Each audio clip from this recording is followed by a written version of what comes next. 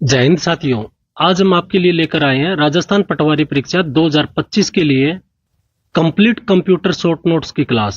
ना कम ना ज्यादा, हम सिलेबस के एकदम लाइन टू लाइन चलेंगे और ये किसी भी एग्जाम को निकालने के लिए सबसे बेस्ट वे है।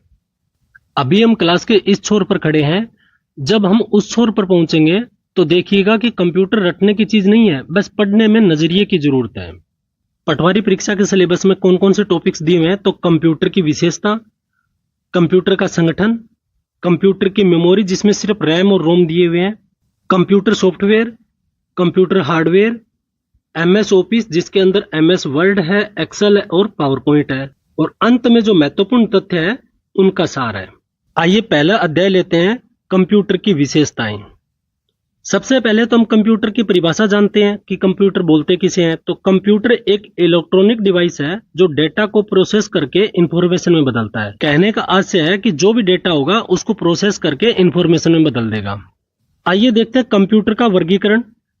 तो भूमिका के आधार पर दो प्रकार से बांटा जाता है कंप्यूटर को। एक तो डेटा प्रतिनिधित्व के आधार पर, दूसरा गति एवं आकार के आधार पर। इसको अनुप्रयोग के आधार पर भी कह सकते हैं। तो जो डेटा प्रतिनिधित्व के आधार पर है, इसको हम तीन भागों में फिर आगे बांटते हैं। कौन सा? एनालॉग, डिजिटल और हाइब्रिड।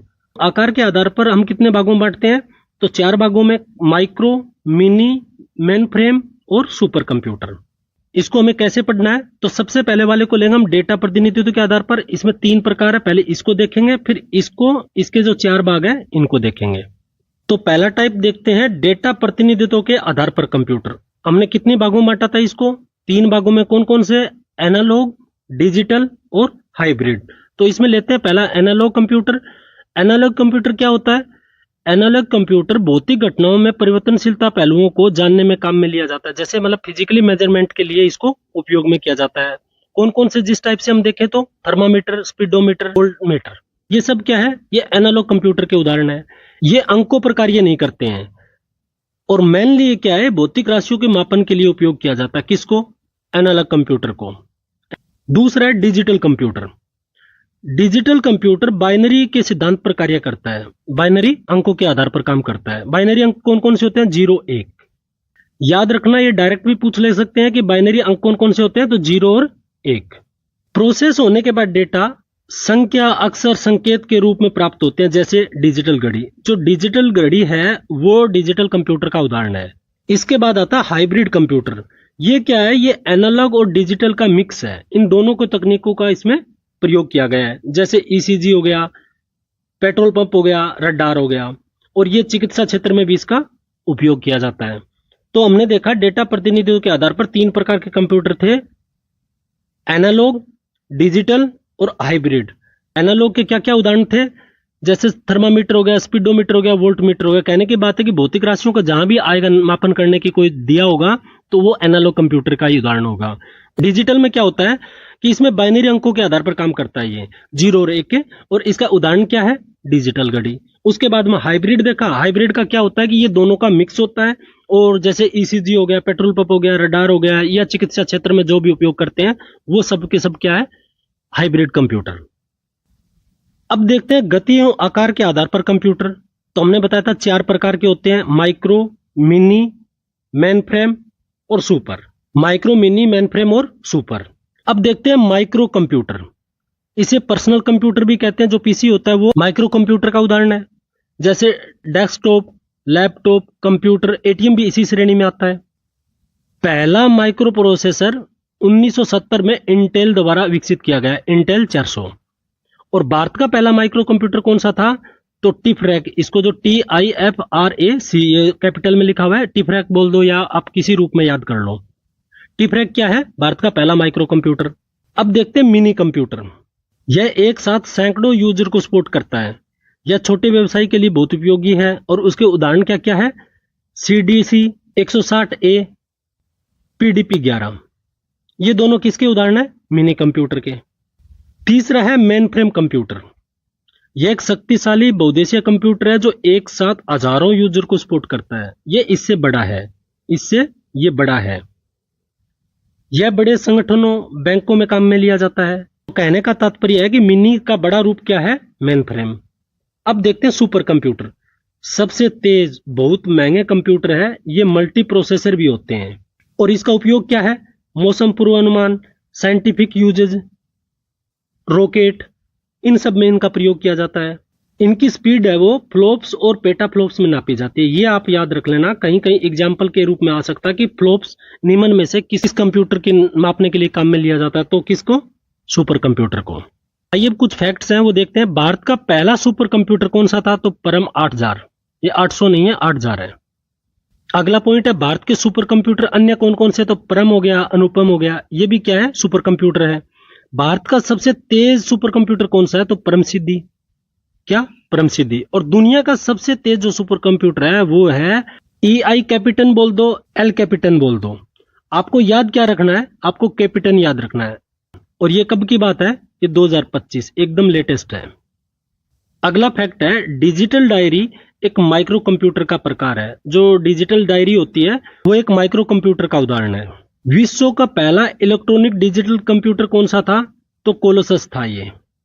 इसको आप 2 बार लिख के देख लो, याद हो जाएगा। अब देखिए प्रोग्राम, सॉफ्टवेयर, ये क्या चीज है? जो इंस्ट्रक्शन का समूह है उसको प्रोग्राम बोलते हैं। जो निर्देशों का समूह होता है उसको प्रोग्राम कहा जाता है। और जो प्रोग्राम का समूह होता है, जो कई प्रोग्राम मिलके एक समूह में होते हैं, उसको क्या बोलते हैं? उसको सॉफ्टवेयर बोलते हैं। तो कैसे याद रखोगे? इंस्ट्रक्शन, इंस्ट्रक्शन से क्या बना? प्रोग्राम, प्रोग्राम का इकट्ठा होने के बाद में क्या बना? सॉफ्टवेयर। तो सॉफ्टवेयर क्या है? इंस्ट्रक्शन का समूह जिसके कारण प्रोग्राम बने, और प्रोग्राम के समूह के कारण क्या बना? सॉफ्टवेयर बना। अगला पॉइंट है PDA, पर्सनल डिजिटल असिस्टेंट। ये क्या है? तो यह एक पोर्टेबल कंप्यूटर है, अर्थात यह एक बहुत इजी पोर्टेबल है और जेब में डालकर एक स्थान से दूसरे स्थान इसको ले जा सकते हैं। कभी कभी इसकी फुल फॉर्म पूछ लेते हैं, तो आप देख लीजिए पर्सनल डिजिटल असिस्टेंट।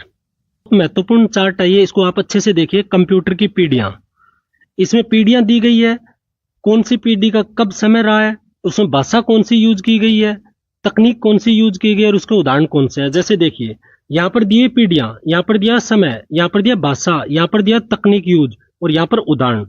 तो देखिए 5 पीढ़ियां मान के चलते हैं इसको। प्रथम पीढ़ी, द्वितीय पीढ़ी, तृतीय पीढ़ी, चतुर्थ और 5वीं पीढ़ी। प्रथम पीढ़ी का समय क्या था? तो 1942 से 54। कितना?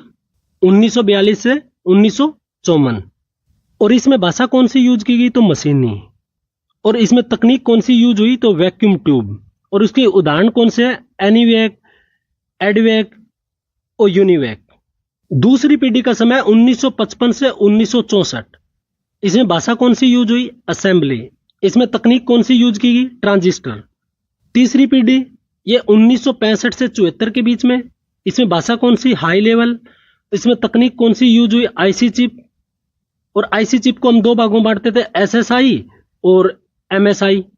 एसएसआई किसको बोलते हैं? Small scale integrated. और एमएसआई को मीडियम स्केल इंटीग्रेटेड। चौथी पीढ़ी का समय क्या था? तो 1975 से 89। इसमें कौन सी भाषा यूज की गई? तो क्यूरी बेस्ड और डोमेन बेस्ड। इसमें तकनीक कौन सी थी? तो माइक्रो प्रोसेसर। माइक्रो प्रोसेसर कौन सी पीढ़ी में यूज किया गया? तो ये चौथी पीढ़ी में है। ये एक बार नहीं 36 बार आ चुका है एग्जाम में। और इसके उदाहरण कौन से? Apple 2, ट्राईफर्स्ट, VLSI। VLSI की फुल फॉर्म क्या? Very large scale integrated. और जो 5वीं पीढ़ी है उसका समय कब से शुरू होता है? तो 1989 से लेके वर्तमान तक। इसमें भाषा कौन सी थी? Mercury, prologue. और इसमें तकनीक कौन सी यूज की गई? ULSI और AI। और इसका उदाहरण कौन सा है? सबसे बड़ा उदाहरण है रोबोट। देखो सबसे पहले आपको याद करना है पीढ़ी का समय। तो देखिए सब के सब 1900 में है, तो आपको ये डाउट नहीं। 42 से 54, ठीक है। यहां से 55 से 64। एक क्रम देखिए, 65 से 74, 75 से 89। पहले का तो आपको याद कर ही कर सकते हो। उसके बाद में 55 से 64। 64 से यहां पर क्या आ गया? 10 साल का गैप है ना। 65 से 74, यहां कितना हो गया? 65 10 75, 75 से 89 और 89 से तो वर्तमान तक है ही। अब इसमें भाषा कैसे याद करोगे? प्रथम में मशीनी, द्वितीय में असेंबली, तृतीय में हाई, चतुर्थ में क्यूरी और डोमेन और 5वीं में मर्करी और प्रोलोग। अब तकनीक का आप कैसे याद करोगे? तो इसमें ना प्रथम में क्या है? Vacuum tube. सेकंड में क्या है? ट्रांजिस्टर। तीसरे में क्या है? IC chip. चौथी पीढ़ी में क्या है? Micro processor. और 5वीं पीढ़ी में क्या है? ULSI और AI। उदाहरण आपको सबसे ज्यादा प्रथम के याद रखने तीनों, ये आगे में डिटेल में थोड़ा लिख रखा है, आपको बता दूंगा। अब देखिए एआई का जन्मदाता कौन है, तो जॉन मकार्थी। क्या नाम है? जॉन मकार्थी। जैसे मैंने ऐसे लिस्ट बनाई है ना, आप ऐसे लिस्ट बना के देखो। फर्स्ट में वैक्यूम ट्यूब का यूज, सेकंड में ट्रांजिस्टर का, थर्ड में आईसी चिप का, फोर्थ में माइक्रो प्रोसेसर का, फिफ्थ में यूएलएसआई और एआई का।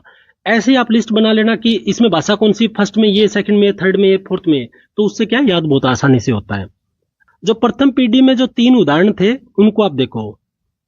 एनिएक में क्या दिया हुआ है? पहला डिजिटल कंप्यूटर था ये। कौन सा? पहला डिजिटल कंप्यूटर कौन सा था? एनिएक। एडवेक क्या था? स्टोरेज प्रोग्राम कंसेप्ट पर आधारित पहला कंप्यूटर था। कौन सा? एडवेक। और यूनिवेक क्या था? ये पहला व्यावसायिक डिजिटल कंप्यूटर था, यानी जो बिजनेस का जो पहला डिजिटल कंप्यूटर था वो यूनिवेक था। आइए अब देखते हैं अध्याय 2, कंप्यूटर के संगठन।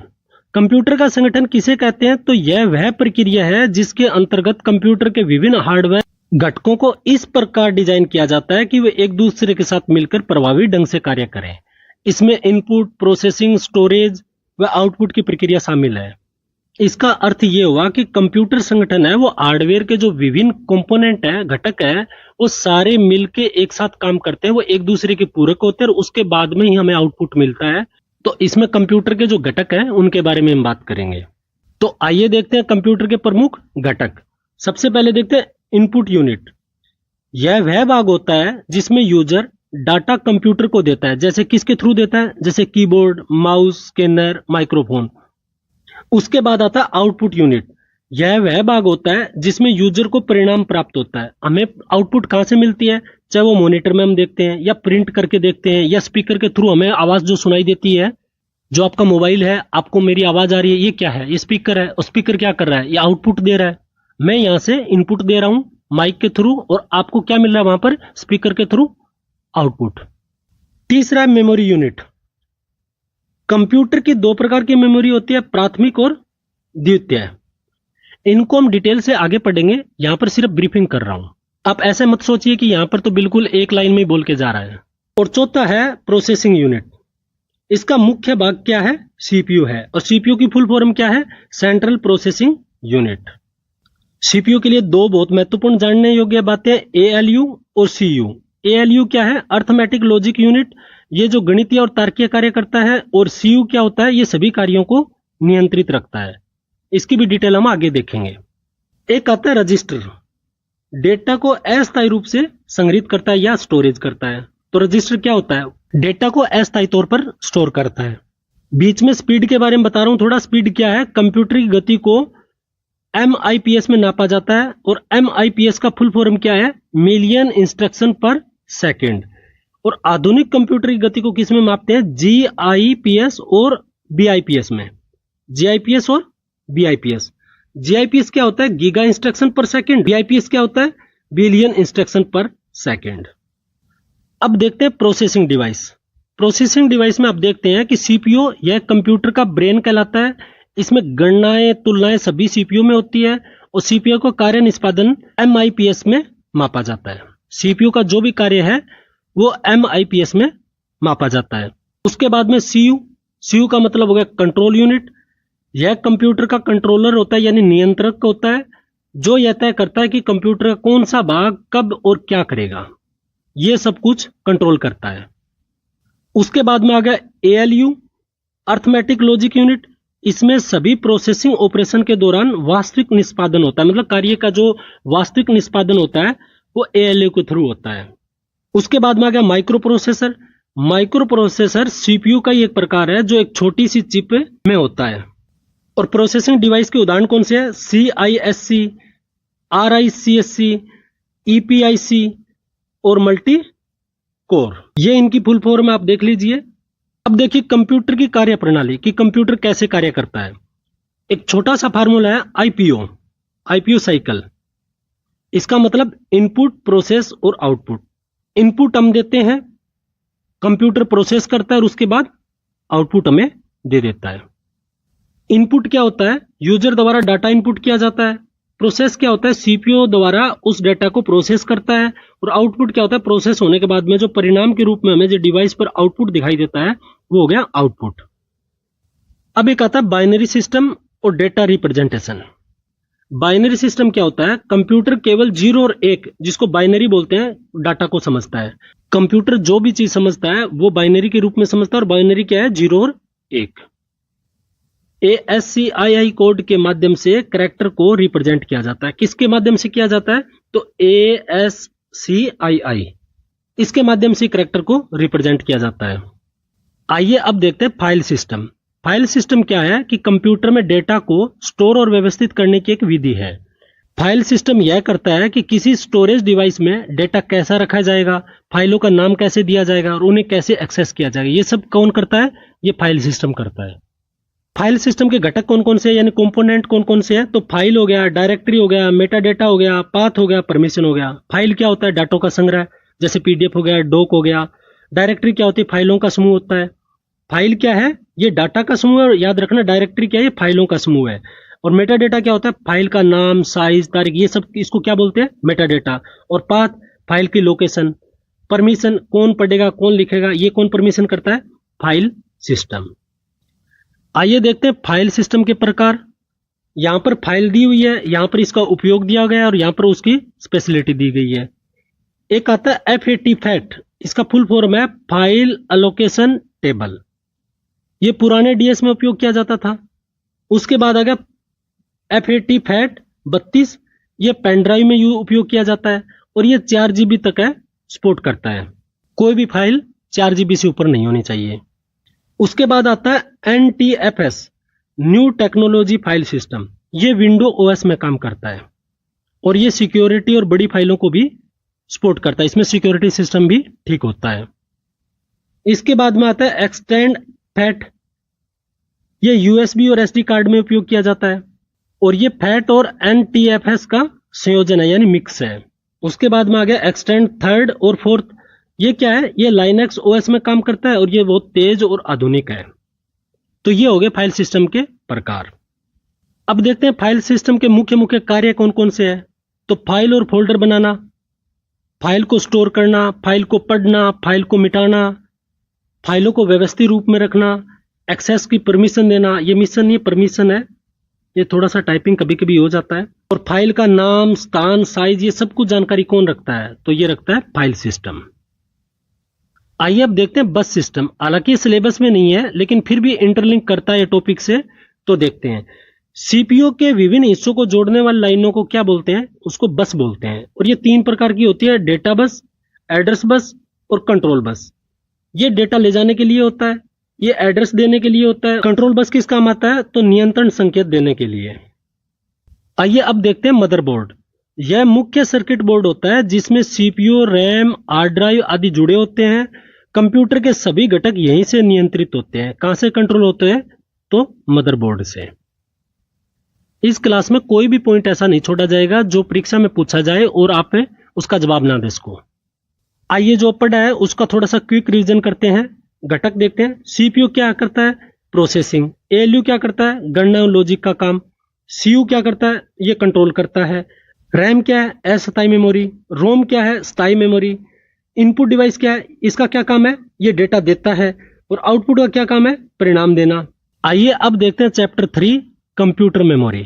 कंप्यूटर मेमोरी क्या होता है? तो कंप्यूटर का वह हिस्सा जहां डेटा और निर्देशों का स्टोर होता है। तो डेटा और निर्देशों का स्टोर कहां होता है? तो कंप्यूटर मेमोरी में। आइए कंप्यूटर मेमोरी को जान लीजिए।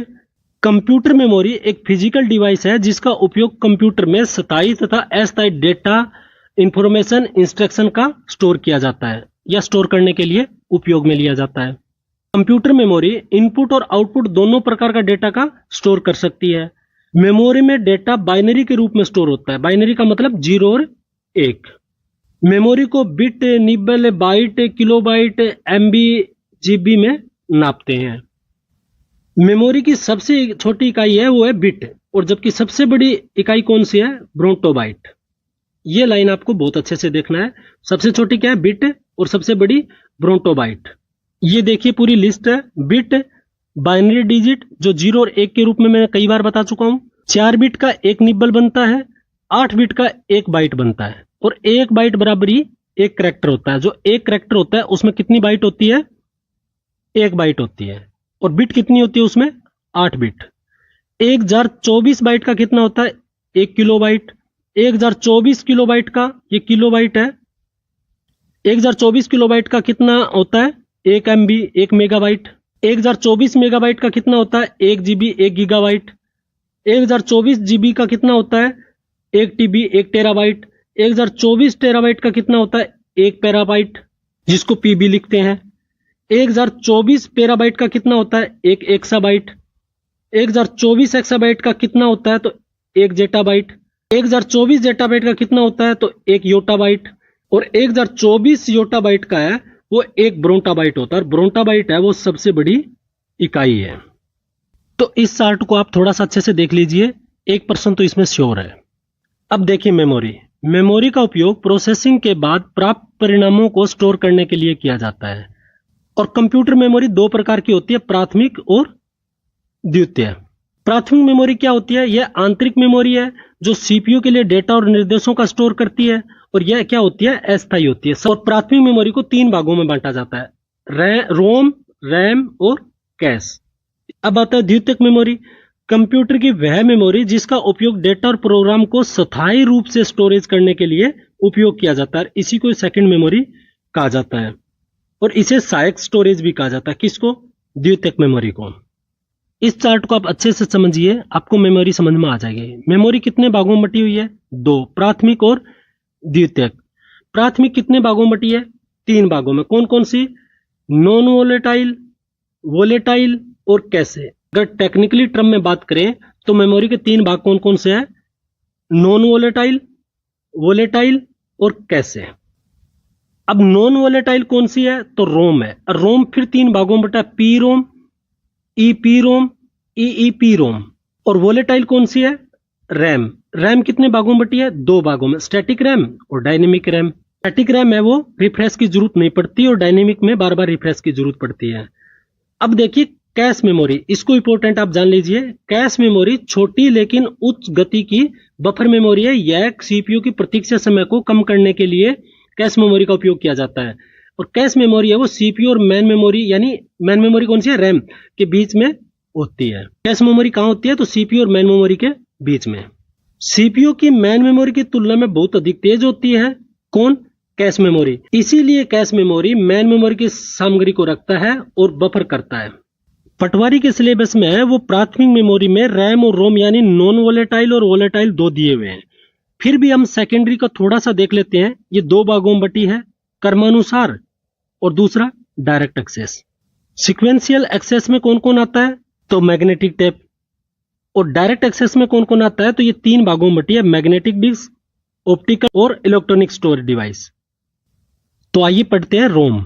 रोम का फुल फॉर्म क्या है? Read only memory. और इसका काम क्या होता है रोम का? डेटा को स्टोर करना। डेटा को स्टोर करना किसका काम है? रोम का। रोम एक स्थायी मेमोरी है, यानी नॉन वोलेटाइल मेमोरी है, क्योंकि जब लाइट चली जाती है तो ये डाटा सुरक्षित रहता है। कंप्यूटर जब चालू होता है तो रोम में से निर्देश पढ़कर कंप्यूटर है वो बूट प्रोसेस पूरा करता है। क्या करता है? Boot process. इसमें बायोस स्टोर होता है जो हार्डवेयर को सही तरीके से काम करने के लिए निर्देश देता है। देखिए रोम कितने प्रकार का होता है? 3 प्रकार का। कौन सा? पी रोम, ईपी रोम और ईईपी रोम। डायरेक्ट प्रश्न पूछा जा सकता है कि रोम कितने प्रकार के? तो 3 प्रकार के। कौन कौन से? पी रोम, ईपी रोम और ईईपी रोम। पी रोम क्या है? Programmable read only memory. ये इसकी फुल फॉर्म होगी।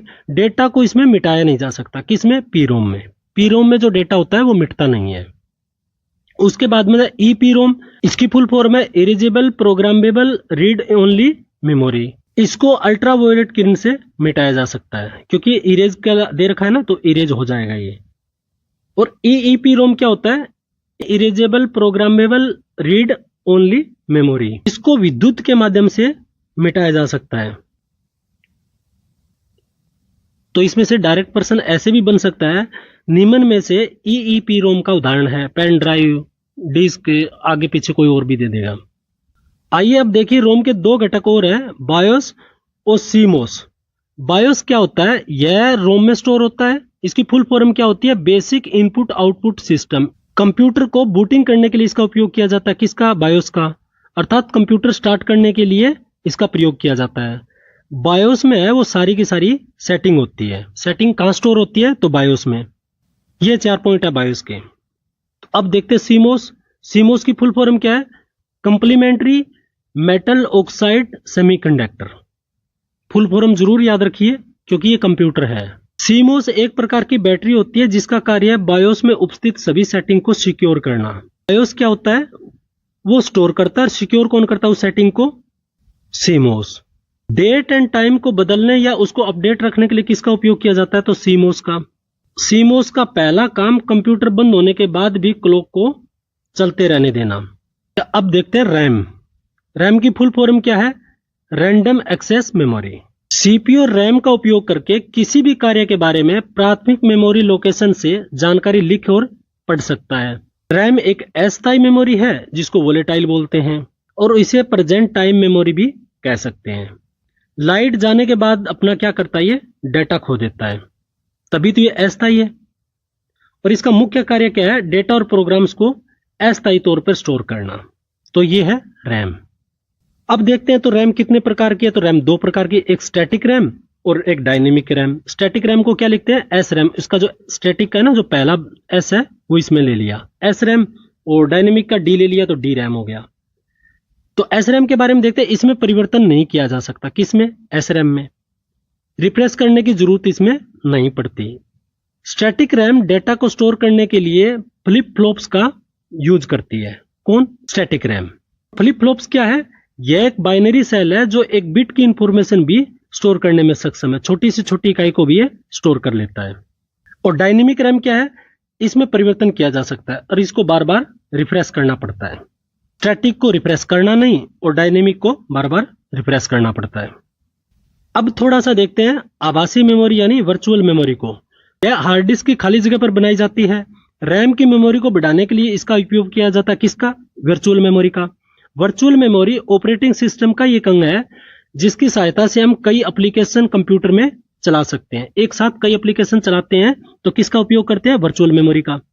वर्चुअल मेमोरी और मेन मेमोरी के बीच प्रोग्राम को स्वैप करके चलाया जाता है। क्या करके? स्वैप करके चलाया जाता है। तो यह है virtual memory.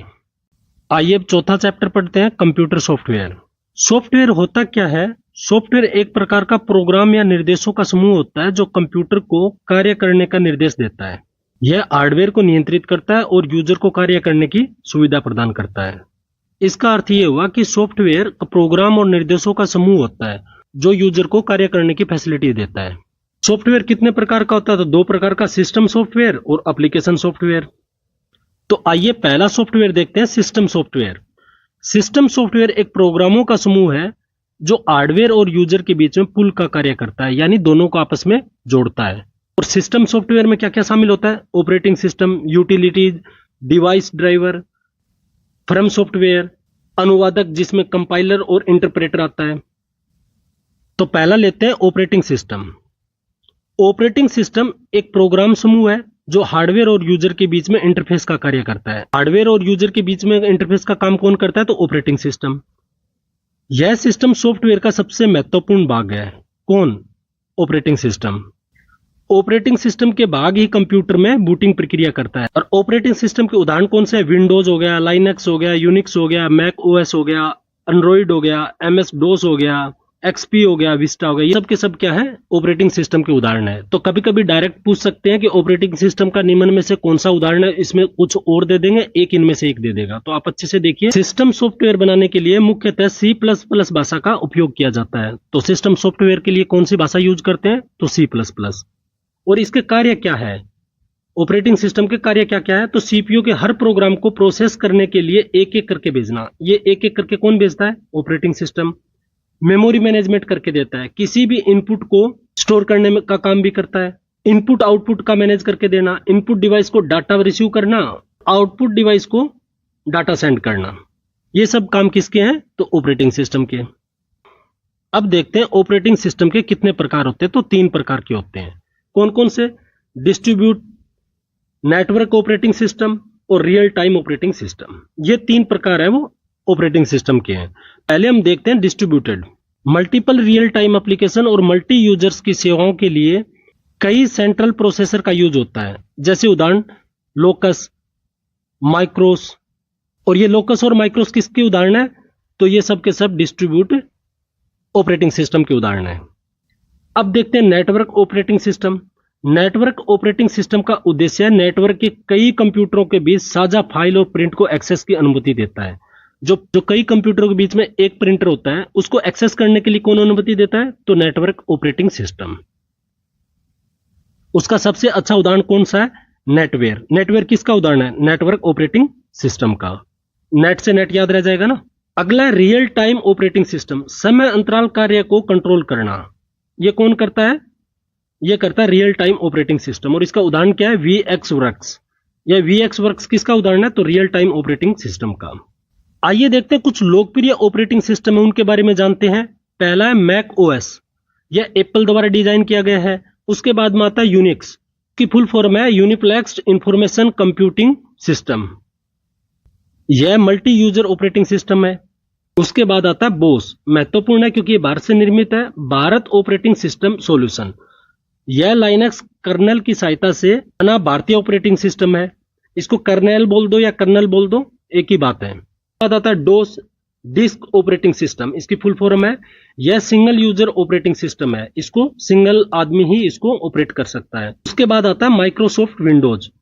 Windows multi user और मल्टी प्रोसेसिंग है, इसमें बहुत से वर्जन है, जैसे विंडोज 95, 98, NT, XP, विंडोज 11 जो लेटेस्ट वर्जन है वो अभी नवंबर 2024 में लॉन्च हुआ है। तो सबसे लेटेस्ट इसका वर्जन कौन सा है? विंडोज 11। उसके बाद में मोबाइल ऑपरेटिंग सिस्टम, इसका कौन सा होता है? एंड्रॉइड। यह लाइनक्स से निकला हुआ मोबाइल ऑपरेटिंग सिस्टम है जो 2007 में आया था। तो एंड्रॉइड कब आया था? 2007 में, और यह गूगल का फ्री सॉफ्टवेयर है। उसके बाद आता है iOS, यह आईफोन के लिए ऑपरेटिंग सिस्टम है। जो iOS है ये किसका ऑपरेटिंग सिस्टम है? तो आईफोन का। उसके बाद एक टर्म आता है इंटरफेस, यूजर्स और कंप्यूटर के बीच में जो संबंध बनाने की व्यवस्था की गई है उसे इंटरफेस कहा जाता है। इंटरफेस है वो दो प्रकार का होता है, CUI और GUI। CUI क्या होता है? इसकी full form command user interface. इसमें कंप्यूटर के कमांड लिखकर निर्देश देने पड़ते हैं, इसमें ना लिख के देने पड़ेंगे। और GUI का फुल फॉर्म क्या है? Graphical user interface. इसमें आपको लिखने की जरूरत नहीं है, इसमें जैसे आइकॉन, मेनू, ग्राफिक के चित्र मिलते हैं और इसको माउस की सहायता से क्लिक करके निर्देश दे सकते हैं। तो ये हो गया चित्र वाला और ये हो गया लिख के देने वाला। उसके बाद आता है यूटिलिटी सॉफ्टवेयर। यूटिलिटी सॉफ्टवेयर क्या है? यह एक प्रकार का कंप्यूटर प्रोग्राम है जो सिस्टम को सुरक्षित, तेज और व्यवस्थित बनाए रखने में हेल्प करता है। इसका मुख्य कार्य क्या है? कंप्यूटर का रख रखाव, बैकअप देना और वायरस को स्कैन करना। और इसके उदाहरण कौन कौन से हैं? एंटीवायरस, डिस्क क्लीनअप, विनरार, ये सब के सब किसके उदाहरण है? यूटिलिटी सॉफ्टवेयर के। उसके बाद में आता है डिवाइस ड्राइवर। डिवाइस ड्राइवर क्या है? यह एक सॉफ्टवेयर होता है जो किसी विशेष हार्डवेयर डिवाइस को ऑपरेटिंग सिस्टम से जोड़ता है। बिना ड्राइवर के हार्डवेयर काम नहीं करेगा। उदाहरण इसके कौन से? प्रिंटर हो गया, ग्राफिक कार्ड हो गया और साउंड कार्ड हो गया। ये सब के सब किसके उदाहरण है? डिवाइस ड्राइवर के। अब अगला आता है फर्मवेयर सॉफ्टवेयर। फर्मवेयर सॉफ्टवेयर क्या होता है? यह सॉफ्टवेयर कंप्यूटर हार्डवेयर में स्थायी इंस्टॉल किया जाता है, यानी परमानेंट होता है। यह बूटिंग के समय सबसे पहले चलता है। तो बूटिंग करने समय सबसे पहले कौन सा सॉफ्टवेयर चलेगा? तो फर्मवेयर। और इसका उदाहरण कौन सा है? बायोस हो गया, EFI हो गया। और बायोस क्या होता है? बायोस की फुल फॉर्म देखिए, बेसिक इनपुट आउटपुट सॉफ्टवेयर। यह ऑपरेटिंग सिस्टम व PC के हार्डवेयर के बीच में इंटरफेस का कार्य करता है, ये हमने पहले ही बात कर ली। यह कंप्यूटर बूटिंग के लिए सबसे उपयोगी या उपयोग में लिए जाने वाला सॉफ्टवेयर है। यह सभी सेटिंग का स्टोर रखता है। कौन? बायोस। सेटिंग का सारा स्टोर कौन रखता है? तो बायोस रखता है। अब आता है अनुवादक। अनुवादक वह प्रोग्राम सॉफ्टवेयर होता है जो एक भाषा में लिखे गए कोड को दूसरी भाषा में, जैसे मशीनी भाषा में बदलता है ताकि कंप्यूटर उसको समझ सके। कंप्यूटर है वो मशीनी भाषा को समझता है। अनुवादक के कितने भाग है? तो कंपाइलर और इंटरप्रेटर।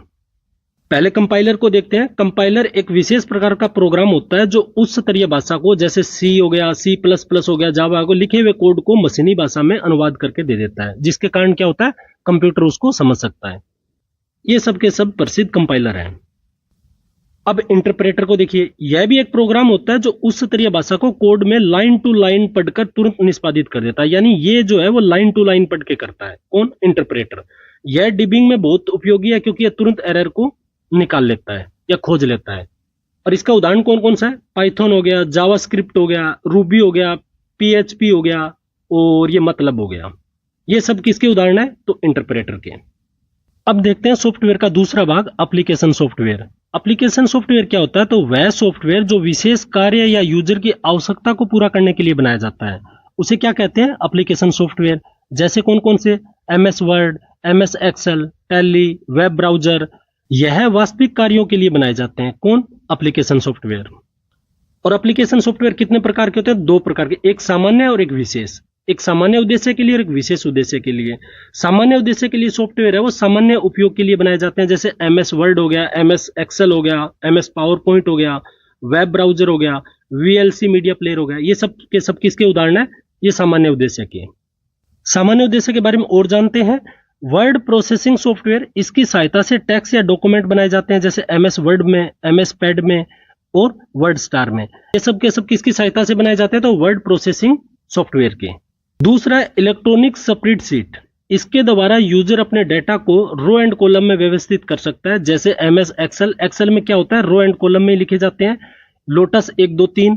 और यहाँ ध्यान देने वाली बात यह है कि रो और कॉलम का जो सामूहिक रूप होता है उसे स्प्रेडशीट बोलते हैं। कि स्प्रेडशीट क्या होती है? तो जो रो और कॉलम में जो लिखा जाता है एक समूह के रूप में, उसको स्प्रेडशीट कहा जाता है। एक टर्म आता है डीबीएमएस। डीबीएमएस क्या होता है? Database management system. यह रिकॉर्ड रखने में सक्षम है, जैसे एमएस एक्सेस, माई एसक्यूएल, डीबेस और फॉक्स प्रो। ये किसकी उदाहरण है? तो ये डीबीएमएस के। और ये डीबीएमएस कितने प्रकार के होते हैं? तो 3 प्रकार के। कौन कौन से? नेटवर्क डाटाबेस, हिस्टोरिकल डेटाबेस और रिलेशन डेटाबेस। यहां पर नोट को देखिए, टेबल के प्रत्येक कॉलम को फील्ड कहा जाता है। जो टेबल में जो प्रत्येक कॉलम होता है, क्या होता है? कॉलम, उसको फील्ड कहा जाता है। यह डेटा के विशिष्ट भाग के लिए रिजर्व होता है, जैसे ग्राहक की संख्या, ग्राहक का नाम, शहर, फोन नंबर। यह प्रश्न पूछा जा सकता है कि फील्ड क्या है? तो टेबल के प्रत्येक कॉलम को फील्ड कहा जाता है। अब इनको एक एक करके जानते हैं। SQL, structured Curie language. इसके द्वारा डाटाबेस संचालित किया जाता है। इसे एएनएसआई भी कहते हैं। एएनएसआई का फुल फॉर्म क्या है? American national standards institute. और एक्चुअल में एसक्यूएल है क्या? यह कंप्यूटर प्रोग्रामिंग लैंग्वेज है। DDL, data definition language. इस कमांड से टेबल में स्ट्रक्चर में बदलाव किया जा सकता है। किससे? डीडीएल से। जैसे टेबल तैयार करना, डिलीट करना, ये सब किससे हो सकते हैं? तो डीडीएल से। डीएमएल, डीएमएल क्या होता है? Data manipulation language. इसके कमांड से डाटाबेस को मॉडिफाई किया जा सकता है, इसमें काट छांट कर सकते हैं। उसके बाद आता है डीक्यूएल, डाटा क्यूरी लैंग्वेज। इसका प्रयोग डेटाबेस में से डेटा फेच करने के लिए उपयोग किया जाता है। डेटा फेच करने के लिए किसका उपयोग करते हैं? डीक्यूएल को। डीक्यूएल। टेबल में एट्रीब्यूट की संख्या क्या कहलाती है? तो कार्डिनलिटी। क्या? कार्डिनलिटी। इसको लिख के देख लेना 2 बार, कार्डिनलिटी। और डीबीएमएस का उद्देश्य क्या है? रिलेशनल डाटाबेस में डाटा को स्टोर करना, मैनिपुलेशन करना और क्यूरी करना। 5वां चैप्टर है कंप्यूटर हार्डवेयर। हार्डवेयर क्या होता है? कंप्यूटर के भौतिक स्वरूप को क्या कहते हैं? हार्डवेयर कहा जाता है। इसे हम छू सकते हैं, देख सकते हैं, मतलब टेंजिबल होता है। और हार्डवेयर के महत्वपूर्ण घटक कौन कौन से हैं? तो पहला है एसएमपीएस, मतलब switch mode power supply, computer के विभिन्न भागों में वोल्टेज प्रदान करना।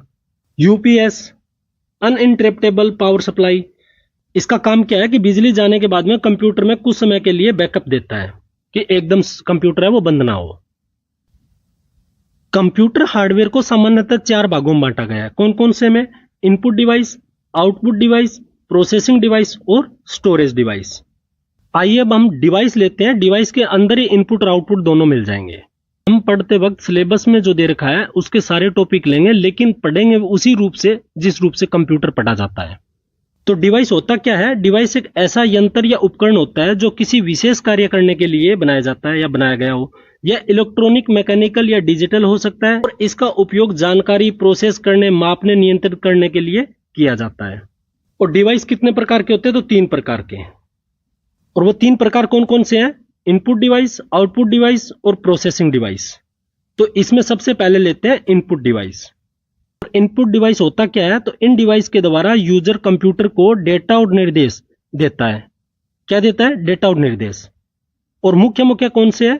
तो आइए उनके एक एक करके देखते हैं कि कौन कौन से इनपुट डिवाइस है। सबसे पहले लेते हैं कीबोर्ड। इनपुट डिवाइस का सबसे बड़ा उदाहरण है कीबोर्ड। यह संख्या अक्सर कमांड इनपुट करने के लिए उपयोग किया जाता है। आपने देखा हो को कुछ लिखना हो या कुछ नंबर लिखना हो तो क्या होता है, किसका यूज करते हैं, तो कीबोर्ड का। आधुनिक कीबोर्ड में वो 104 की होती है, 104 है वो की होती है। सबसे ऊपर की लाइन में QWERTY ये लिखा होता है। इसे क्रिस्टोफर लेथम सोल्स ने डिजाइन किया था। बहुत महत्वपूर्ण लाइन है, आप देख लीजिए। तो सबसे ऊपर की लाइन होती है वो क्या होती है, QWERTY, और इसे किसने डिजाइन किया, क्रिस्टोफर लेथम सोल्स ने। एंटर की दबाने से क्या होता है कि नेक्स्ट लाइन में जाने के लिए इसका यूज किया जाता है। जब नेक्स्ट लाइन में जाना होता है तो एंटर की दबाते हैं। अब कीबोर्ड के मुख्य भाग देखते हैं जो 6 होते हैं। कौन कौन से, अल्फा न्यूमेरिकल, फंक्शन की, कंट्रोल की, नेविगेशन, नम और स्पेशल। अल्फा न्यूमेरिकल में क्या होता है, तो इसमें A से Z तक अक्षर लिखे होते हैं और संख्या है वो 0 से 9 तक लिखी होती है। वो क्या कहलाती है, वो कहलाती है अल्फा न्यूमेरिकल। उसके बाद आता है फंक्शंस की। इसमें क्या होता है, इसमें F1 से 12 तक लिखा होता है और प्रत्येक के है वो विशेष कार्य के लिए बनी होती है। उसके बाद आता है कंट्रोल की, जैसे कंट्रोल हो गया, अल्ट हो गया, विंडो की हो गया, शॉर्ट की हो गया या विशेष कमांड हो गया, ये सब क्या होते हैं, ये कंट्रोल की होती हैं। उसके बाद में आता है नेविगेशन। नेविगेशन में कौन कौन सा आता है, एरो लाइन हो गई, होम हो गया, एंड हो गया, पेज अप हो गया, पेज डाउन हो गया, डॉक्यूमेंट व स्क्रीन पर मूवमेंट दिखाने के लिए उपयोगी होती है क्या, नेविगेशन की। उसके बाद में आता है नमपैड। ये क्या होता है, यह कीबोर्ड के दाएं भाग में होता है। इसकी संख्याओं और गणितीय ऑपरेटर के लिए यूज किया जाता है, जैसे प्लस हो गया, माइनस हो गया, स्टार हो गया, स्लैश हो गया, ये सब किस में काउंट होते हैं, ये नमपैड में। और ये खासकर कैलकुलेटर में काम आता है, यानी कैलकुलेशन करना होता है तब काम आता है। और स्पेशल की में कौन कौन सा आता है, तो एंटर हो गया, बैक स्पेस हो गया, टैब हो गया, कैप्स लॉक हो गया, शिफ्ट हो गया, स्पेस बार हो गया। इनका उपयोग डेटा एंट्री और फॉर्मेटिंग के लिए किया जाता है। तो डेटा एंट्री और फॉर्मेटिंग के लिए किसका यूज किया जाता है, स्पेशल की। और स्पेशल की कौन कौन से, एंटर, बैक स्पेस, टैब, ये सब।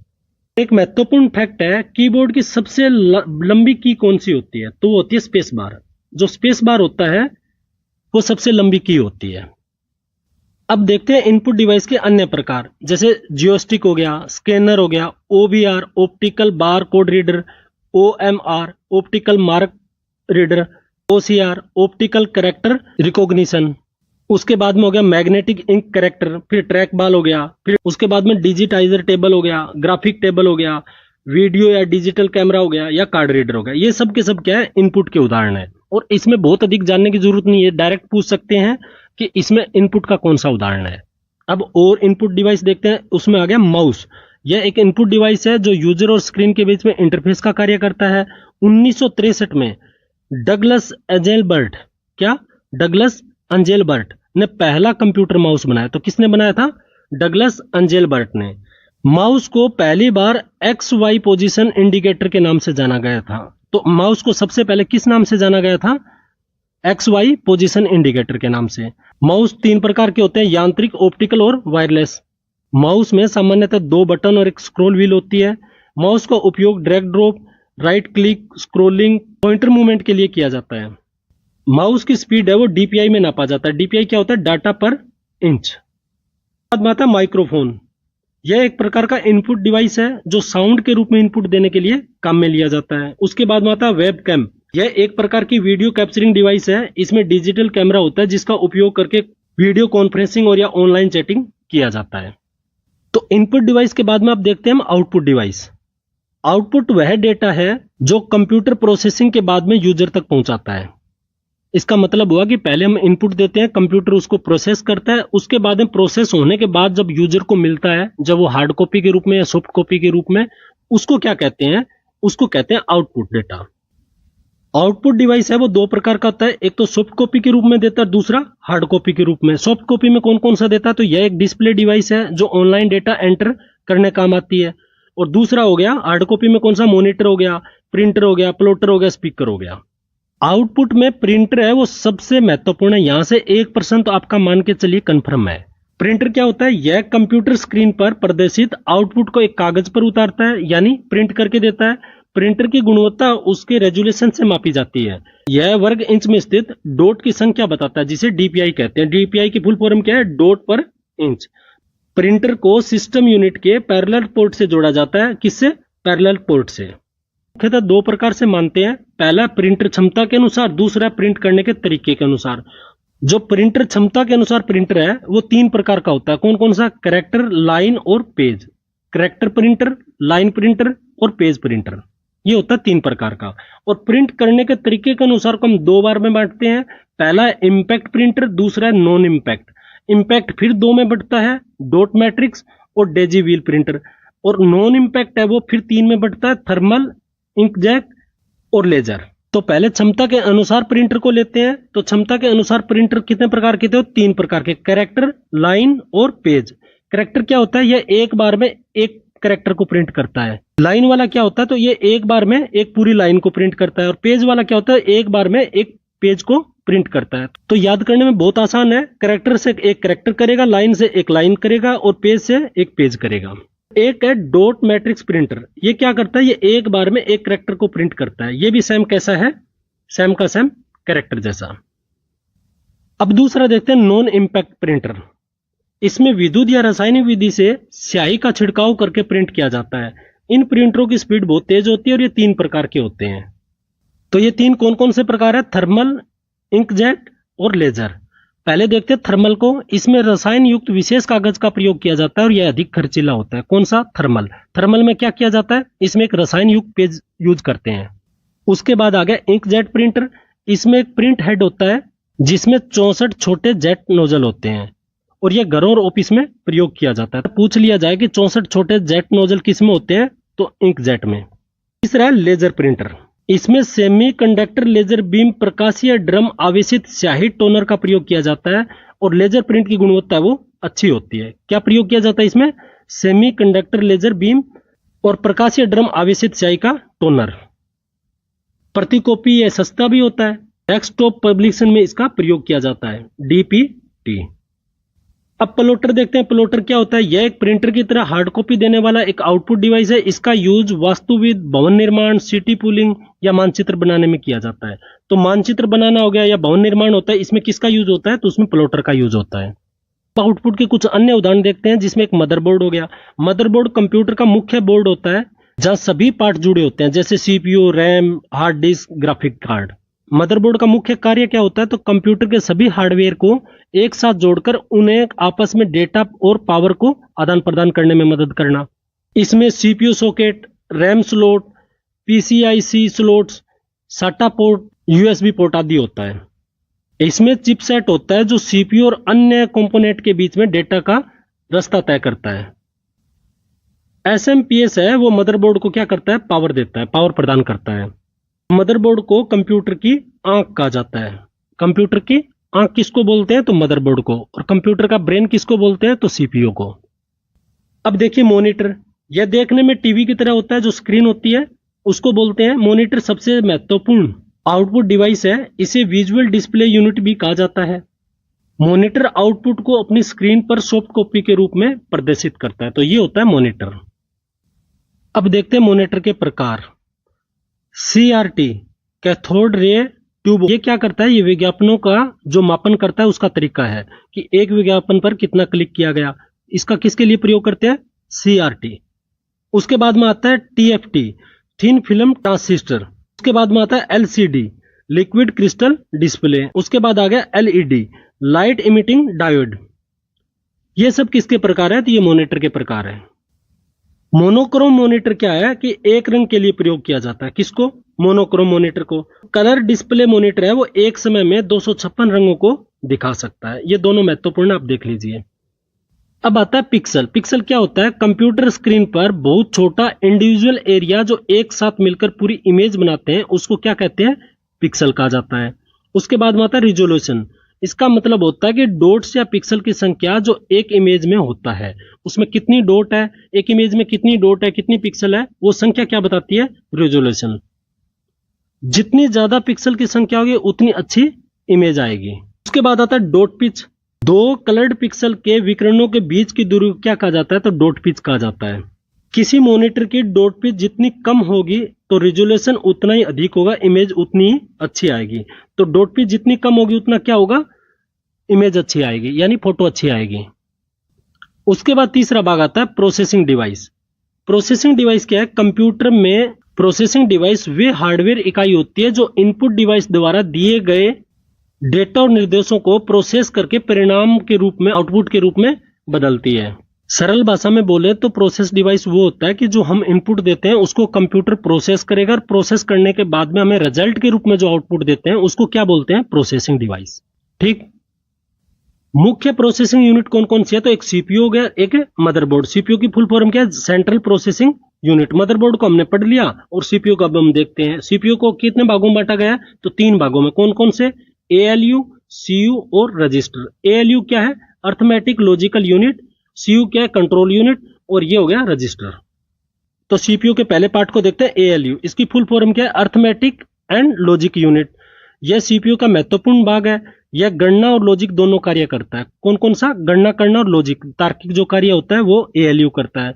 गणना में जोड़ना, घटाना, गुणा, भाग हो गया। लॉजिक में कौन सा हो गया? एंड, और, नोट, ये XOR हो गया, बराबर का निशान, ग्रेटर देन, लेस देन, ये सब लॉजिक में अकाउंट होते हैं। और लॉजिक का जो कार्य प्रणाली है वो एएलयू को सीपीयू के कंट्रोल यूनिट में आदेश मिलता है कि वह कौन सी क्रिया करनी है। उसके बाद क्या होता है कि एएलयू आवश्यक डेटा को रजिस्टर या मेमोरी से ले लेता है और फिर गणितीय या तार्किक ऑपरेशन करता है। उसके बाद परिणाम बनाने के बाद में वापस रजिस्टर या मेमोरी को भेज देता है। तो एएलयू इस आधारित काम करता है। इसके बाद आता है सीयू। सीयू की फुल फॉर्म क्या है? Control unit. और सीयू के कार्य क्या है? कंप्यूटर के सभी यूनिट्स को नियंत्रित कर और समन्वित करता है, मतलब उसको कंट्रोल करता है, मैनेज करता है। सीयू अपने निर्देश मेमोरी से लेता है। मेमोरी से कौन सी से? विशेषकर रैम से। सीयू अपने समय का कोई डाटा प्रोसेस नहीं करता है, इसको दिया हुआ होता है उस कार्य को करता है। अब आता है रजिस्टर। रजिस्टर सीपीयू के अंदर एक छोटा तेज अस्थायी स्टोरेज होता है। इसका काम प्रोसेसिंग के दौरान डेटा और निर्देशों को अस्थायी रूप से स्टोर करना है। और इसके मुख्य कार्य क्या है? तो डेटा का स्टोर करना और तेजी से एक्सेस करना। डेटा का स्टोर कैसे करता है? एएलयू अन्य यूनिट्स के बीच में स्टोर करता है, यानी अस्थायी स्टोरेज बना लेता है। सीपीयू को बार बार रैम में जाने की आवश्यकता नहीं पड़ती है, इसके कारण इसकी सीपीयू की स्पीड बढ़ जाती है। तो रजिस्टर बहुत महत्वपूर्ण कंपोनेंट है। रजिस्टर एक छोटे आकार का होता है, लेकिन रजिस्टर की मेमोरी सीपीयू को सबसे तेज बनाती है। अब थोड़ा रजिस्टर और रैम के बारे में अंतर में जान लीजिए। पहले देखते हैं इसका स्थान क्या होता है। तो रजिस्टर का स्थान होता है वो सीपीयू के अंदर होता है, और रैम का कहाँ होता है? सीपीयू के बाहर मदरबोर्ड पर होता है। स्पीड ये बहुत तेज होती है, ये थोड़ी इसकी तुलना में धीमी होती है। साइज ये छोटी होती है, ये बड़ी होती है। और एक्सेस टाइम है इसका बहुत कम है, किसका? रजिस्टर का। और रैम का थोड़ा ज्यादा है। और कार्य प्रोसेसिंग डाटा का अस्थायी संग्रहण करना, और ये है प्रोग्राम और डेटा दोनों को स्टोर करता है। अब कुछ पॉइंट है जो देखने हैं। हार्ड डिस्क ड्राइव, जिसको एसडीडी बोलते हैं, यह एक स्थायी डेटा संग्रह उपकरण है, यानी स्टोर करने वाला उपकरण है। डेटा को चुंबकीय डिस्क पर स्टोर करता है। चुंबकीय डिस्क पर कौन स्टोर करता है? तो एचडीडी, डी नहीं, HDD. Solid state drive, SSD, तेज गति और टिकाऊ स्टोरेज, आप यूज ही करते हैं एसएसडी का। तो रैम, रैंडम एक्सेस मेमोरी, अस्थायी स्टोरेज, इसको क्या बोलते हैं? वोलेटाइल बोलते हैं। और रोम, रीड ओनली मेमोरी, ये स्थायी स्टोरेज होता है, उसको नॉन वोलेटाइल बोलते हैं। और पेन ड्राइव क्या होता है? ये पोर्टेबल स्टोरेज होता है, मतलब इसको लेके कहीं भी जा सकते हो आप। आइए छठा चैप्टर देखते हैं, एमएस ऑफिस। एमएस ऑफिस का पूरा नाम क्या है? Microsoft office. माइक्रोसॉफ्ट ऑफिस क्या है? माइक्रोसॉफ्ट ऑफिस एक सॉफ्टवेयर सूट है जिसे माइक्रोसॉफ्ट कंपनी द्वारा विकसित किया गया है। इसमें विभिन्न प्रकार के एप्लीकेशन होते हैं जो डॉक्यूमेंट बनाने, डेटा प्रबंधन, प्रेजेंटेशन, मेल भेजने और कार्यालय की अन्य कार्यों को सरल प्रभावी बनाने के लिए उपयोग किया जाता है। इसमें आता है वर्ड प्रोसेसर। वर्ड प्रोसेसर क्या है? वर्ड प्रोसेसर एक सॉफ्टवेयर प्रोग्राम है जो टाइप किए गए डॉक्यूमेंट को बनाने, स्टोर करने और उसको प्रिंट करने में सक्षम है। उसके बाद आता है सॉफ्टवेयर प्रोसेसिंग। प्रोसेसिंग एक वर्ड प्रोसेसर का यूज करके डॉक्यूमेंट बनाने की क्षमता है। अब देखते हैं वर्ड प्रोसेसिंग की विशेषताएं। सबसे पहले देखते हैं वर्ड रैप। वर्ड रैप क्या है? जब वर्ड प्रोसेसर अपने आप अगली लाइन में चला जाता है तो उसे वर्ड रैप बोलते हैं। क्या बोलते हैं? Word wrap. Grammar check, tool grammar का उपयोग करके या F7 दबाकर वर्तनी या व्याकरण की जांच कर सकते हैं, यानी इसमें कोई त्रुटि तो नहीं हुई होगी। और क्या दबाते हैं उसमें? या तो F7 दबाते हैं या टूल ग्रामर से निकाल के इसको चेक करते हैं। उसके बाद आता है फॉर्मेटिंग। फॉर्मेटिंग क्या है? इससे पता चलता है कि हमारा पाठ कैसा होगा या हमारा चैप्टर कैसा होगा। तो ये दो प्रकार की होती है। पहली होती है वर्ड फॉर्मेटिंग और दूसरी होती है पैराग्राफ फॉर्मेटिंग। वर्ड फॉर्मेटिंग क्या होती है? फॉन्ट आकार, फॉन्ट रंग, सुपरस्क्रिप्ट, सबस्क्रिप्ट, ये सब आता है वर्ड फॉर्मेटिंग में। और पैराग्राफ फॉर्मेटिंग में क्या आता है? Alignment, indentation. और उसके बाद आता है मार्जिन। मार्जिन क्या होता है? Left, right, top, bottom, edge के बीच की दूरी है। जैसे हम टाइप कराते हैं तब बोलते हैं ना कि लेफ्ट में थोड़ी जगह छोड़ दो, या राइट में थोड़ी जगह छोड़ दो, या ऊपर से थोड़ी जगह छोड़ दो। वो क्या होता है? वो मार्जिन के थ्रू होता है। स्पेशल बाइंडिंग के लिए छोड़े गए विशेष स्थान को गटर मार्जिन कहा जाता है। ये थोड़ा सा आप देख लीजिए कि गटर मार्जिन क्या है। तो स्पेशल बाइंडिंग के लिए जो जगह छोड़ी जाती है उसको गटर मार्जिन बोलते हैं। गटर मार्जिन की दो पोजीशन हो सकती है, लेफ्ट या टॉप। अगला अलाइनमेंट। अलाइनमेंट क्या होता है? पाठ के 4 तरीकों से अलाइनमेंट कर सकते हैं। संरेखित हिंदी में बोलते हैं। तो पाठ को 4 तरीकों से अलाइनमेंट कर सकते हैं, लेफ्ट, राइट, केंद्र और औचित्य। उसके बाद है टेबल। एक टेबल रो और कॉलम से बनी होती है। एक हो गया रो और दूसरा हो गया कॉलम। डॉक्यूमेंट में अधिकतम कॉलम 63 हो सकते हैं और न्यूनतम रो 1 और कॉलम 1। इसको आप अच्छे से देखिए कि डॉक्यूमेंट में अधिकतम कॉलम कितने हो सकते हैं? 63। और न्यूनतम रो भी 1 है और कॉलम भी 1 है। एक कॉलम से नीचा नहीं होगा, एक रो से भी नीचा नहीं होगा। उसके बाद आता है एडर। एडर क्या होता है? ये ऊपर साइड में होता है। जो ये साइड है इसको एडर बोलते हैं, और जो नीचे साइड आता है इसको फुटर बोलते हैं। यह पेज मार्जिन की जगह लेता है। और फुटर क्या है? पेज के अंत में यही बताया, जो नीचे की तरफ होता है वो फुटर होता है। यह बॉटम मार्जिन की जगह लेता है। फुटनोट। फुटनोट क्या होता है? फुटनोट पर्स के अंत में रहता है लेकिन फुटर के जस्ट ऊपर।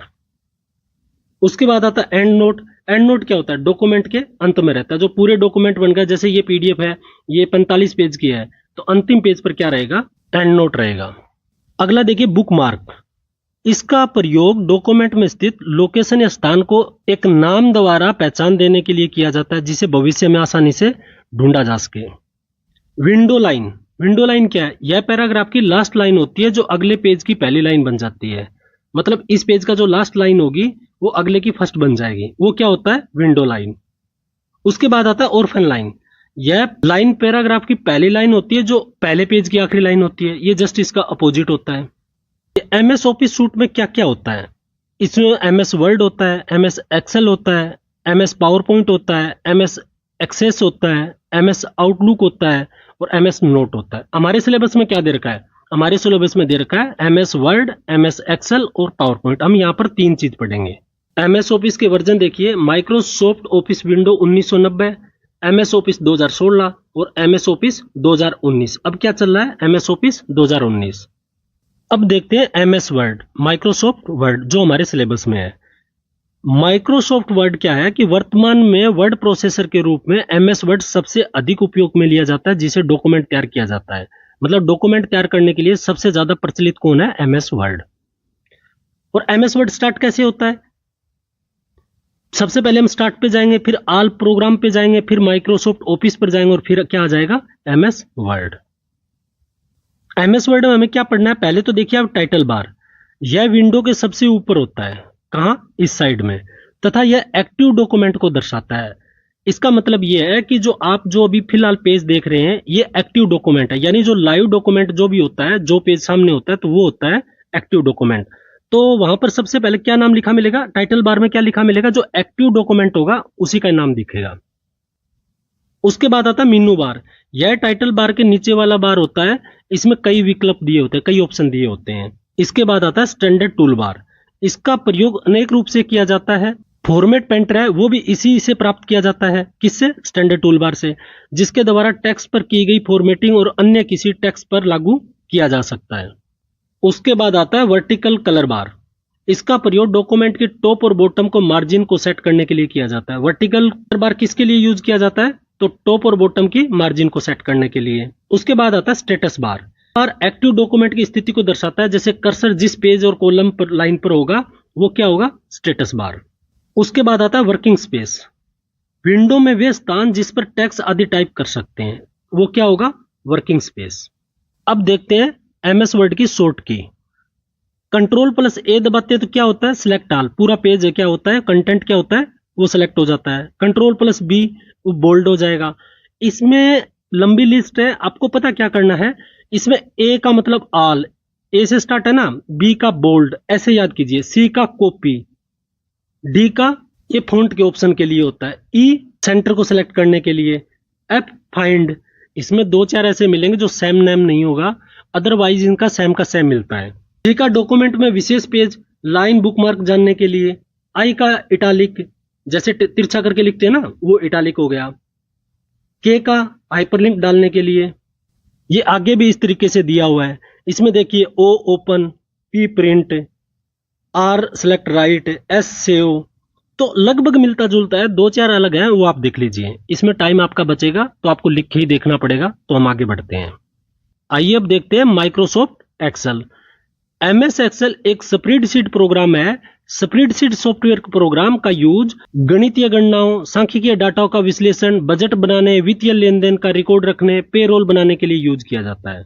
ये जनरली बिजनेस और जो सरकारी डॉक्यूमेंट जहां अकाउंट में काम करते हैं तो वहां इसको यूज किया जाता है।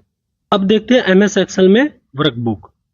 एक्सेल प्रोग्राम में काम करने के लिए बनाई गई फाइल को वर्कबुक कहा जाता है। तो किसको कहा जाता है? जो एक्सेल में काम करने के लिए जो फाइल बनाते हैं उसको वर्कबुक कहा जाता है। वर्कबुक वर्कशीट का ही संग्रह है। प्रत्येक वर्कबुक में बाय डिफॉल्ट 3 वर्कशीट होती है और इसको इच्छा अनुसार घटा और बढ़ा सकते हैं। वर्कशीट है वो एक स्प्रेडशीट है जो एक्सेल प्रोग्राम का वर्क एरिया है, यानी कार्यक्षेत्र है। वर्कशीट को रो और कॉलम में विभाजित किया जाता है। रो और कॉलम के इंटरसेक्शन मिलान बिंदु को क्या कहा जाता है? सेल कहा जाता है। जैसे ये क्या हो गया? ये इंटरसेक्शन हो गया। इसको क्या कहा जाएगा? इसको कहा जाएगा सेल। अतः वर्कशीट है वो सेल का संग्रह है, यानी कलेक्शन है। और वर्कशीट में कुल रो कितनी होती है? तो 10,48,576, ये फिक्स है और आप इसको याद जरूर रखिए। और कॉलम कितने होते हैं? तो 16,384। वर्कशीट में कुल रो कितनी होती है? तो 10,48,576 और कॉलम कितने होते हैं? तो 16,384। वर्कशीट में रो की संख्या 1 से 10,48,576 तक दर्शाया जाता है और तथा कॉलम ए से जेड और पुनः ए से ए जेड, ट्रिपल ए से एफ ई एक्स तक दर्शाया जाता है। ये आप थोड़ा सा देख लीजिए। वर्कशीट में ऊपर से नीचे कॉलम कहा जाता है, यानी वर्टिकल इस टाइप से, तथा दाएं से बाएं को क्या कहा जाता है? हॉरिजॉन्टल, यानी इसको रो। ये हो गया आपका क्या? ये जो आपको लाइन दिख रही है ये हो गया कॉलम। और ये क्या हो गया? ये आपका हो गया, ऐसे लाइन मारोगे तो ये हो गया आपका रो। ये रो है और ये क्या है?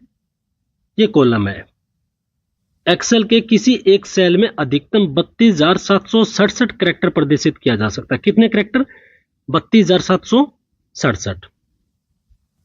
आइए अब देखते हैं एमएस एक्सेल सेल। सेल क्या है? वर्कशीट में एक रो व कॉलम को प्रतिच्छेदन करने वाली जगह है, यानी ये जो यहां से काटती है ये क्या हो गया? ये हो गया सेल।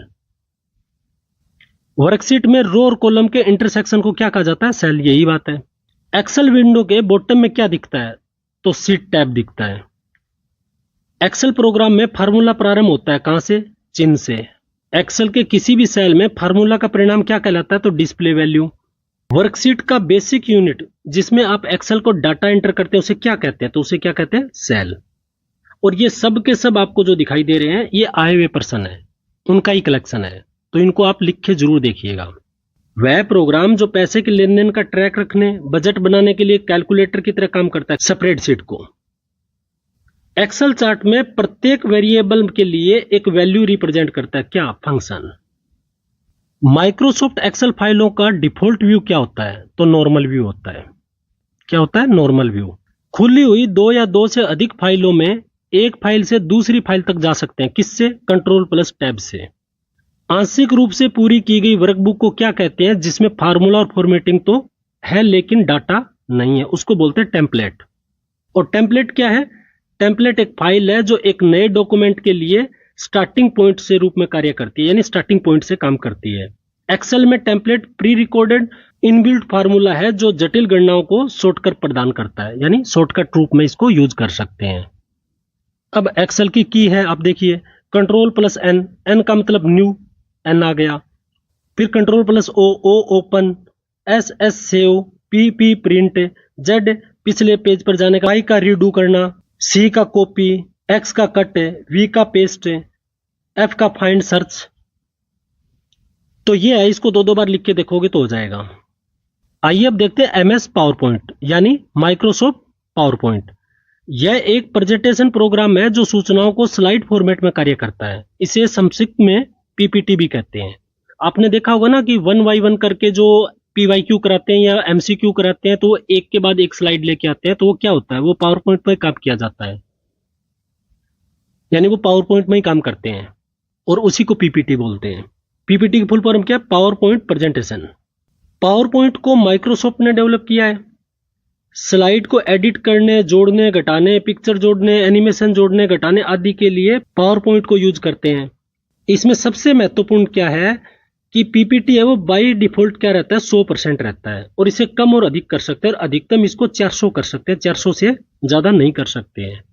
पावर पॉइंट ओपन करने के लिए P1 का यूज करते हैं, शॉर्टकी के रूप में P1 का यूज करते हैं। पावर पॉइंट को मूल रूप से एप्पल मैकिन्टोश ने बनाया था। किसने बनाया था? एप्पल मैकिन्टोश ने। अब है MS एक्सेल और उसके बाद में MS आउटलुक। ये आपके सिलेबस में तो नहीं है। यह एक डेटाबेस प्रबंध प्रणाली है। यह प्रोग्राम में बने फाइल को डेटाबेस फाइल के नाम से जाना जाता है। अब कुछ महत्वपूर्ण की है, जैसे F1, F2, F3, F4, 5 ऐसे करके 12, इनको आप जरूर देखिए और इनके 12 का 12 याद भी रखिए। F1 क्या है? हेल्प के लिए। F2 क्या है? सिलेक्ट की गई आइकॉन और रीनाम के लिए। F3 क्या है? डेस्कटॉप से किसी भी रीनेम को स्टार्ट करना या ढूंढना। F4 क्या है? एड्रेस बार को एक्टिव करने के लिए। F5 क्या है? रिफ्रेश करने के लिए। ये इसको आप अच्छे से देखिए। F5 किसके लिए यूज होता है? रिफ्रेश करने के लिए। और F6 वॉल्यूम कम करने के लिए। F7 है वो स्पेलिंग चेक करने के लिए या ग्रामर चेक करने के लिए। F7 आपको बहुत अच्छे से याद करना है। F5 आपको याद करना है। F1 आपको याद करना है। F8 है कुछ एडवांस फंक्शन को एक्टिव करने के लिए। F9 है लैपटॉप की स्क्रीन को ब्राइटनेस बढ़ाने के लिए। F10 है वो लैपटॉप की स्क्रीन की ब्राइटनेस को घटाने के लिए। F11 क्या है? इसकी फुल स्क्रीन करने के लिए, कंप्यूटर की फुल स्क्रीन करने के लिए। बंद करने के लिए भी यही यूज होता है। तो इसमें 1, 2, 3 और 4 ये तो आपको जबान पर याद होना चाहिए। अब देखते हैं महत्वपूर्ण तथ्य जो पीछे परीक्षाओं में पूछे गए हैं। कंप्यूटर प्रोसेस द्वारा डेटा को इंफॉर्मेशन में बदलता है। इसके द्वारा? प्रोसेस के द्वारा। प्रोसेस के द्वारा डेटा को इंफॉर्मेशन में कौन बदलता है? कंप्यूटर। बिजनेस उपयोग के लिए उपलब्ध कराया जाने वाला पहला कंप्यूटर कौन था? यूनिवेक। इंटेल कंपनी ने सर्वप्रथम माइक्रो प्रोसेसर का विकास किया। कंप्यूटर का मुख्य कार्य क्या है? इनपुट देते हैं, फिर कंप्यूटर प्रोसेस करता है और फिर क्या होता है? आउटपुट के रूप में हमें परिणाम मिल जाता है और वो क्या हो जाता है? मेमोरी में स्टोरेज हो जाता है। कंप्यूटर को कितनी पीढ़ियों में बांटा गया? तो 5। आपको पांचों के पांचों बताए थे, 1, 2, 3, 4, 5। उसके पीढ़ियों का समय बताया था। उसके बाद में उसमें भाषा कौन सी यूज हुई, उसके बाद में तकनीक कौन सी यूज की, और उसका खास उदाहरण जो था वो आप देख लीजिए। 1 नंबर तो कहीं भी नहीं जाना है। और हमने जो चार्ट बना के उसको बताया है, सबसे बेस्ट में से एक है। उसके बाद रजिस्टर CPU के अर्थमेटिक लॉजिकल यूनिट में होता है। उसके बाद में है CPU और इनपुट आउटपुट के यूनिट के बीच में संकेतों का आदान प्रदान का कंट्रोल कौन करता है? तो कंट्रोल यूनिट। कंप्यूटर किसी भी प्रोग्राम को किस क्रम में निष्पादित करता है? तो फैच, डिकोड और एग्जीक्यूट। और फैच क्या होता है? कमांड को ले जाने की प्रक्रिया। CPU को ही माइक्रो प्रोसेसर कहा जाता है। कंप्यूटर सिस्टम में प्रोसेसिंग स्पीड मापी जाती है किसमें? MIPS, मिलियन इंस्ट्रक्शन पर सेकेंड। ALU रजिस्टर में काम करता है। डेटा को इंफॉर्मेशन में कौन बदलता है? तो प्रोसेसर। रैम और रोम कहां होते हैं? तो मदरबोर्ड में। प्रोसेसर और मेन मेमोरी के बीच में स्पीड मिसमैच को मेंटेन कौन करके देता है? तो कैश मेमोरी। मोडेम को जोड़ा जाता है मदरबोर्ड से। मदरबोर्ड का दूसरा नाम क्या है? System board. एक महत्वपूर्ण है, मोडेम है वो इनपुट और आउटपुट दोनों का उदाहरण है। उस हार्डवेयर को क्या कहते हैं जो मेन कंप्यूटर सिस्टम का भाग नहीं होते हुए प्राय सिस्टम के साथ बाद में जोड़े जाते हैं? तो पेरिफेरल डिवाइस। तो साथियों, ये थी पटवारी के लिए कंप्लीट कंप्यूटर शॉर्ट नोट्स की क्लास। क्लास को लाइक कीजिए, जरूरतमंद को जरूर शेयर कीजिए, और हाँ, चैनल को सब्सक्राइब करना तो बिल्कुल मत भूलिएगा, क्योंकि आगे हम और भी ऐसे इंपॉर्टेंट टॉपिक्स और PYQ लेकर आएंगे जो आपको डायरेक्ट परीक्षा में काम आएंगे। वीडियो के नीचे कमेंट करके आप जरूर बताएं कि आपकी तैयारी के दौरान कहां कहां डिफिकल्टीज आ रही है। इस चैनल पर आपको फालतू कोई बात नहीं मिलेगी। इतनी लंबी क्लास आ गई, बीच में कहीं कोई बात नहीं हुई, सिर्फ पढ़ाई की बात थी। मुझे पता है कि आपका समय बहुत कीमती है। आपका समय, आपका पैसा, आपका सिलेक्शन, तीनों को ध्यान में रखते हुए मैं लाइन टू लाइन और पॉइंट टू पॉइंट आपको पढ़ाता हूं। तो क्लास को लाइक करते हुए जाइएगा। मुझे भी लगेगा कि आप मेरे सपोर्ट में खड़े हैं। बहुत जल्दी हम आर्थिक समीक्षा के शॉर्ट नोट्स के रूप में क्लास लेके आ रहे हैं। जो 7-7, 8-8, 9-9 घंटे की क्लास करते हैं वो हार्डली हम 1 घंटे में कंप्लीट कर देंगे। कोई भी डेटा बचेगा नहीं। वो डेटा जो आपके एग्जाम में आने हैं वो आपको वहां मिलेंगे। तो मिलते हैं जल्दी अगली एक बेहतरीन क्लास के साथ। तब तक के लिए जय हिंद, जय भारत।